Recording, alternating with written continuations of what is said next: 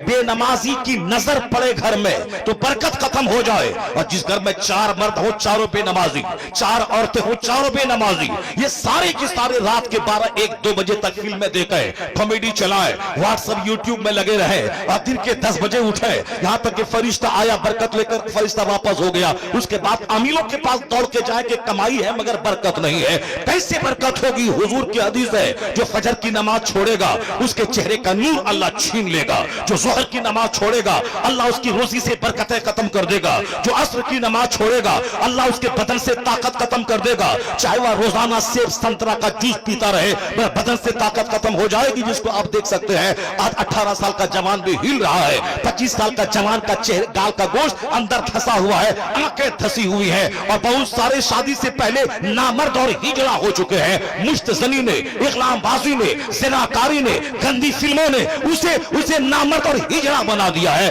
دوسرے کا کیا بگاڑے گا؟ جو پبجی گیم کھیلتا ہو، جو گندے مناظر دیکھتا ہو، وہ تو دوسروں کا نقصان تو بعد میں کرے گا، وہ اپنی صحت کا نقصان کرتا ہے، وہ اپنی جوانی کو تباہ کرتا ہے، وہ اپنی مستقبل کو برباد کرتا ہے۔ اس لیے مولوی تیرا دشمن نہیں ہے جو تجھے ان باتوں سے روک کر تجھ سے دشمنی کر رہا ہے۔ مولوی سے بڑا شبھ چنتک دنیا میں کوئی نہیں ہے۔ دوسرے آدمی کو تو گالی دے وہ تجھ سے بدلہ لیتا ہے، دوسرے آدمی کو مارنے کی بات کر وہ تجھ سے بدلہ لیتا ہے، لیکن اس دھرتی پر ایک گروہ ہے مولانا کا، اگر تو بولتا ہے مسجد سے میں نکال دوں گا، مگر یہ جمعہ کے خطاب میں یہ نہیں بولتا ہے جاؤ تو جہنم میں بے وضو نماز پڑھا دوں گا، یہ نہیں بولتا ہے، یہ کہتا ہے تیرے گلے میں جو سونے کا لاکٹ ہے یہ پہننا حرام ہے، یہ جہنم جانے کا ذریعہ ہے، یہ ہاتھ میں جو سونے کی چین ہے یہ پہننا حرام ہے، یہ جو تو ایک وقت کی نماز چھوڑنا حرام ہے، تو اسے بھگانے کی بات کر رہا ہے یا تیرے جنت لے جانے کی بات کر رہا ہے، تو اسے مارنے کی بات کر رہا ہے یہ تجھے حرام و حلال کی بات کر رہا ہے۔ پتہ یہ چلا اصل میں شبھ چنتک خیر خواہ جسے کہتے ہیں،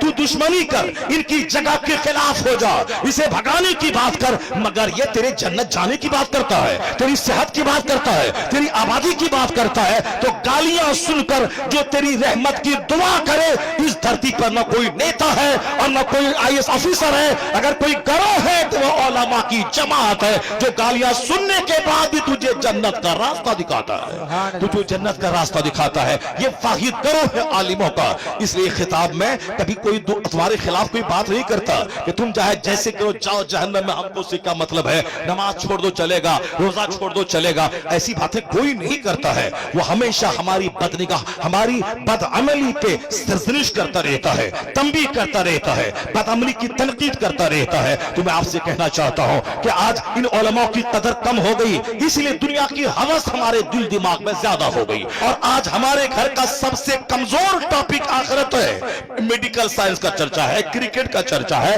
فلم کا چرچا ہے، ڈاکٹر بنانے کا چرچا ہے، الیکشن جیتنے کا چرچا ہے، زمین خریدنے کا چرچا ہے، صاحب شادی بیاہ کا چرچا ہے، اپنی بیٹی کو پڑھا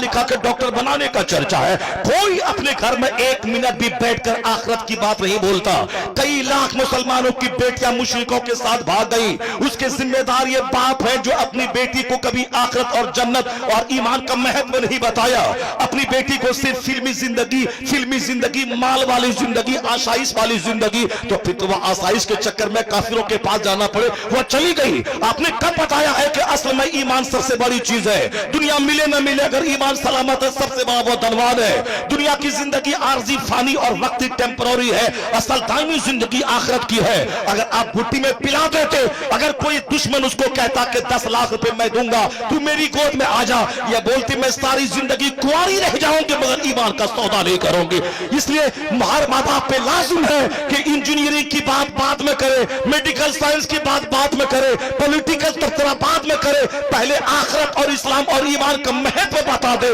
دنیا میں کچھ ملے گا ملے، اس کا بچہ ایمان لے کے اگر آخرت میں چلا گیا تو سب سے بڑا دھنوان وہی ہے اور سب سے بڑا کامیاب باپ وہی ہے جو بچے کو کچھ دے نہ دے ایمان کی دولت۔ آج کل